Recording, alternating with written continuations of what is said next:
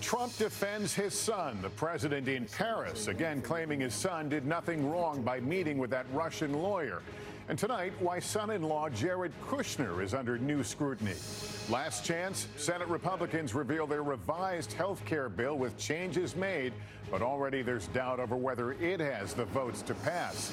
Stunning confession. The attorney for a person of interest in the disappearance of 4 young men says his client has made a horrifying admission. Blown away, the popular spot where tourists like these gather to feel the blast of jet engines, but now it's led to a deadly tragedy. And bride surprise, a guest she'd never met before appears on her wedding day and reveals a remarkable connection. Nightly News begins right now. From NBC News World Headquarters in New York, this is NBC Nightly News with Lester Holt.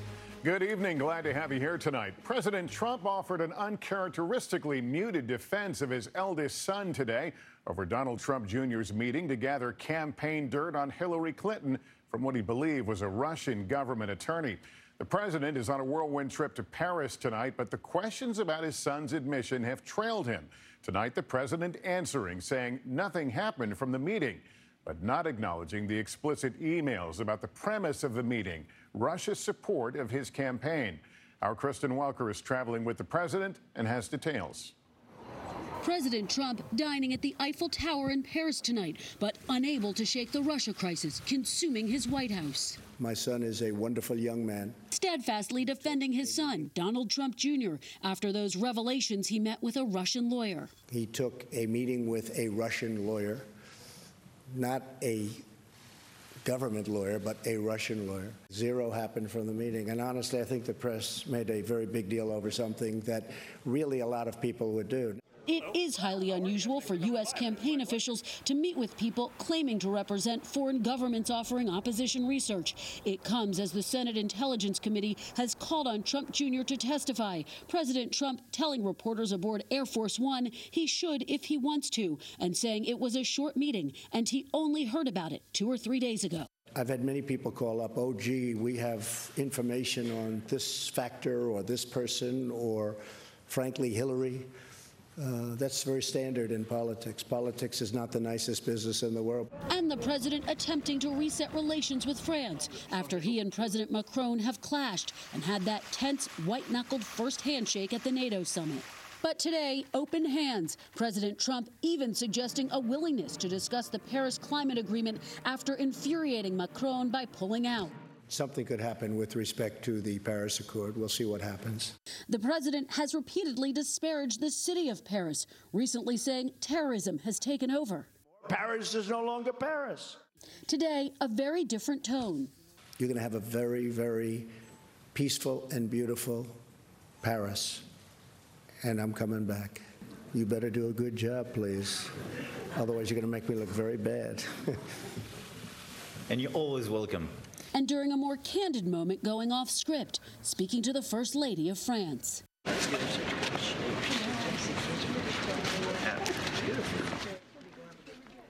The president also touting warmer relations with Russia aboard Air Force One, telling reporters he pressed President Putin on election meddling twice and then let it go because, quote, what do? End up in a fistfight with somebody? The president also saying he will invite President Putin to the White House when the time is right. Lester. Kristen Welker in Paris for us tonight. Thank you. The president's son-in-law and senior advisor Jared Kushner is also facing new scrutiny. Kushner was in the meeting with that Russian attorney and Donald Trump Jr. And now Democrats are questioning why he still has his security clearance for his job. NBC's Peter Alexander with the controversy. The president's daughter and son-in-law today attending an elite business conference in Sun Valley, Idaho, amid swirling questions back in Washington about Jared Kushner, the Russia connection, and those revealing emails. Jared Kushner should be fired or he should resign. He was potentially compromised inside the White House. If he doesn't get fired, then there's clearly a double standard. Kushner now under scrutiny for sitting in that meeting during the campaign with a Kremlin-connected Russian lawyer, later omitting it on his security clearance form, a form he's amended 3 times, the Kushner confidant tells NBC News, adding more than 100 foreign contacts, all of them previously undisclosed. including the Russian ambassador and the head of a Russian state-owned bank. That is something that no one else could get away with. Security would set its hair on fire, and there would be rubber stamping a denial before the paper got, the ink was dry. Kushner's lawyer says the form was prematurely submitted with errors. Ultimately, the president is the only person who can revoke Kushner's top security clearance or fire him. He is the president's son-in-law, and so long as he's got the ear and the trust of the president, nothing can touch him. Kushner's the one individual in the Russia investigation who helped run the campaign, the transition, and now works directly for the president. Tonight, looking to protect their clients, a source with direct knowledge of the discussions tells NBC News. The lawyers for the president, his son, and son-in-law have agreed that they and their clients need to be more disciplined when it comes to communicating with one another about the Russia case. Peter Alexander, NBC News, the White House. Senate Republicans face a crucial battle for votes in their own party this evening after coming out with their latest health care bill. This could be the last best chance for Republicans to get significant health care reform passed. NBC's Casey Hunt tonight on what's in the bill and what's not. Senate Republicans with no room for error tonight. Hours after unveiling a new health care bill, 2 GOP senators have already said they won't vote for it. This bill doesn't repeal Obamacare. I've been very vocal about my concerns. Senate Majority Leader Mitch McConnell has to convince every one of the 50 remaining Republicans to vote yes, or the bill fails. What's your bet on whether Mitch McConnell can pull this off? Well, he's good. He's pulled more than one rabbit out of the hat. To try and win over moderates still on the fence, the new bill includes $45 billion to fight the opioid epidemic, $70 billion more to stabilize insurance markets and help lower-income Americans pay for care. And it keeps some of Obamacare's taxes on wealthy Americans. Everybody is looking for an idea that is more Republican and does not run into the concept you're taking money from poor people to give it to rich people. But the new bill doesn't restore any of the deep Medicaid cuts. And it includes a conservative proposal allowing people to buy cheap catastrophic insurance without required Obamacare benefits, like maternity and mental health services. I have always believed the Consumer Freedom Amendment is the key to getting to 50. McConnell huddling in his office today with holdouts, trying to convince them they can't walk away from their promise to repeal Obamacare because of Americans like Loretta Thompson, who owns a small equipment repair business outside Seattle. Insurance deductibles for her 19 employees have quadrupled under Obamacare. There has got to be a better way to provide insurance for everybody, but to also level the playing field so that small businesses aren't at a disadvantage. Republican governors are also a critical piece of this puzzle because many have pressured their senators to protect state money for Medicaid. That's on the agenda tomorrow for Vice President Mike Pence when he meets with Nevada Governor Brian Sandoval at a gathering in Rhode Island. Lester. Casey Hunt at the Capitol. Thank you. There's late word this evening of a shocking new development in the case of 4 missing young men in Pennsylvania. A lawyer for the person of interest in custody in the case says his client has now confessed to killing all 4 of them. NBC's Stephanie Gosk has the latest. In Pennsylvania tonight, a stunning confession. Cosmo DiNardo gave a full confession to the district attorney. In favor of that, the Commonwealth will not be seeking the death penalty. 20-year-old Cosmo DiNardo tells police he participated in the murder of these 4 men, according to his attorney. All of them missing since last week. Jimmy Patrick disappeared July 5th, 2 days before close friends Mark Sturgis and Tom Mio. Dean Finocchiaro was last seen getting into his car the same night. Pennsylvania police are excavating what they are calling a common grave, more than 12 feet deep on a sprawling multi-million-dollar estate belonging to DiNardo's parents. Multiple bodies have been discovered, for now only one identified, 19-year-old Finocchiaro. Those dogs could smell these poor boys 12.5 feet below the ground. State and local police, with help from the FBI, have been working around the clock to process this scene. Just down this road, friends and family have been gathering daily under a tent, waiting. You wouldn't expect anything like this to happen to a kid like Jimmy, who's just such a people person. Earlier this week, police named DiNardo as a person of interest, holding him in custody after he allegedly tried to sell Mio's car. In court documents, DiNardo is described by police as suffering from mental illness, at one point involuntarily committed to a mental institution. Tonight, there remains one big question. Why were these 4 men the victims? Stephanie Gosk, NBC News, Bucks County, Pennsylvania. With summer travel season in full swing, the next time you fly internationally, you may experience a strict new security measure at the gate. Homeland Security is rolling out new biometric facial recognition technology to verify the identity of passengers leaving the U.S., including American citizens. NBC's Tom Costello explains how it works. As you approach the gate, your photo will be taken. Please keep your boarding pass out. At Washington Dulles, long lines for the double-decker flight to Dubai today. One more time, just look straight ahead for me, please. And a new final security check for every passenger who boards. Could you take your glasses off and just look straight ahead? A facial recognition kiosk comparing the outbound passenger's face with all photos already on file in passports, visas, or other sources. We've run the fingerprints in advance. We've run the biographic vetting in advance. We know that's accurate and belongs to the person we expected it to. While we were there today, customs officers arrested a passenger, the man wearing a hoodie, an American with an active arrest warrant. Congress ordered the biometric upgrade years ago. Now testing in Washington, Houston, Atlanta, and Chicago before rolling out nationally, as Homeland Security tries to keep better track of who is entering the country and who's leaving. The real problem in immigration today is not so much people coming over the border, but people overstaying their visas. And we don't have a way of tracking that. The ultimate hope is that they can integrate the biometric screening process with the airline check-in process, doing away with paper tickets. In Boston, JetBlue is already testing biometric check-in. It's probably safer, more secure. It is pretty cool. I just hope I look good. To address privacy concerns, the kiosk photos of U.S. citizens must be deleted within 2 weeks. We're in a world where perhaps privacy is less of a concern than violent extremism. As facial recognition goes from tagging friends on Facebook to Homeland Security. Tom Costello, NBC News, Washington. An update now on that close call at San Francisco's airport that we reported this week. In a report released today, Canadian investigators say an Air Canada plane came within just 100 feet of plowing into a line of planes sitting on the taxiway preparing to depart. Canadian investigators also say the Seoul air traffic controller was busy coordinating with another facility and didn't intervene until one of the planes on the taxiway saw what was happening and raised alarm. Hundreds of people have been arrested in the biggest crackdown ever on health care fraud. Authorities say in all, over $1 billion was billed from the government. Among those charged, doctors accused of vastly overprescribing opioids, some of them blamed with causing overdose deaths.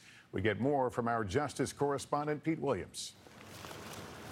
Federal agents in New York suit up in tactical gear, preparing to raid a medical clinic in Brooklyn.